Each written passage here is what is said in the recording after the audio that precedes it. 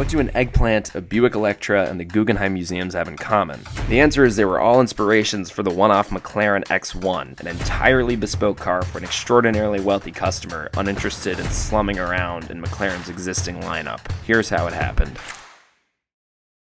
This story begins back in 2009 when McLaren Special Operations, the division of McLaren responsible for personalized customer orders, began talks with a client who then owned a McLaren F1, a Mercedes-Benz SLR McLaren, and later a 12C, and he wanted another car. However, this was no regular enthusiast who settled for one of McLaren's pedestrian automobiles. They wanted something unique, something with the capability of the 12C but looked wildly different and, quote, reflected his needs and personality. Later, the then current executive director of McLaren Special Operations, Paul McKenzie, and design director Frank Stevenson went to explore exactly what that meant. In a press release by McLaren, Stevenson stated the key qualities the client desired were timelessness and classical elegance, which Stevenson described as some challenge. McLaren and the client then scheduled a meeting. McLaren came prepared with hundreds of images from the world of automotive, architecture, fashion design, and even film. These were then presented to the customer and then were narrowed down to a mood book full of inspiring images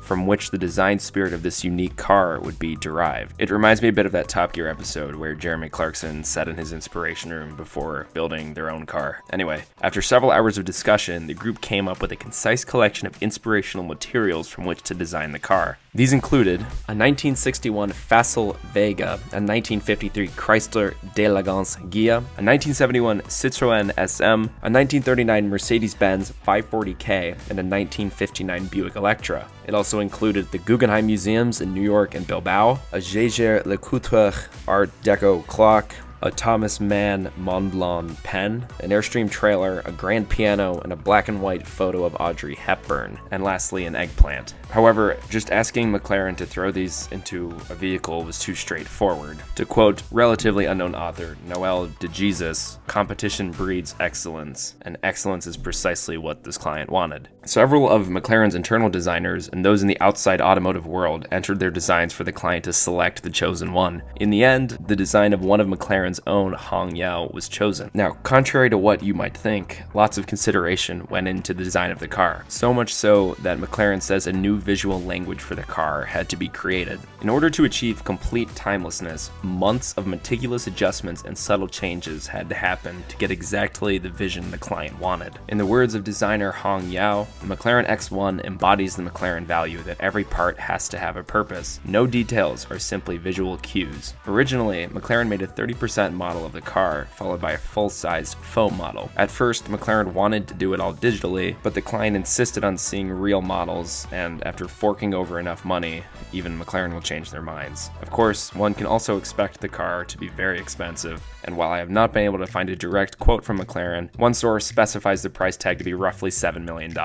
After 18 months of meticulous design adjustments, subtle changes, and client meetings, McLaren signed off on the design, creating something extraordinarily unordinary, and thus the McLaren X1 was born. In the most basic terms, the X1 is a McLaren 12C with a body kit, but a completely bespoke body kit. At its core, the X1 featured the all-new carbon MonoCell technology found on the 12C, which is essentially McLaren's branding for their monocoque chassis. The X1 retained the same major mechanical components and 625 horsepower twin-turbo V8 as the 12C, but it has the most extreme bodywork makeover I've ever seen come from the British manufacturer. McLaren attributes the possibility of the design to the MonoCell, which provided the necessary strength and flexibility to work for a variety of body styles, aerodynamic loads, and performance needs. On the outside, all of the body panels are entirely unique to the X1.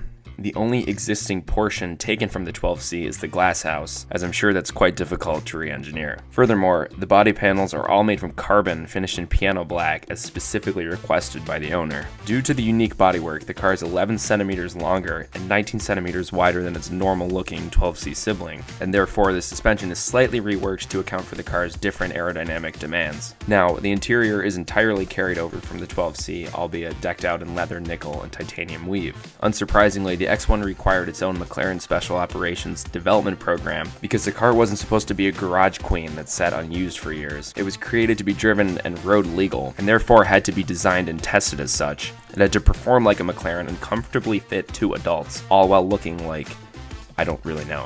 McLaren even had to perform full computational fluid dynamics testing to be certain of its high-speed stability, after which the car was entirely rebuilt by hand to concours standard.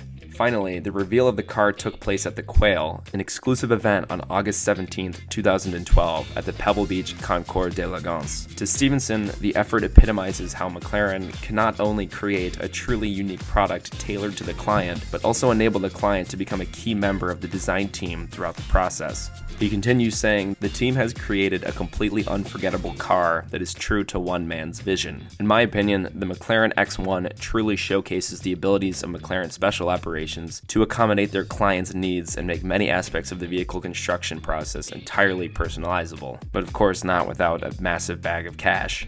While I personally think the design is a bit ridiculous and I don't really understand it, I must give the designers credit.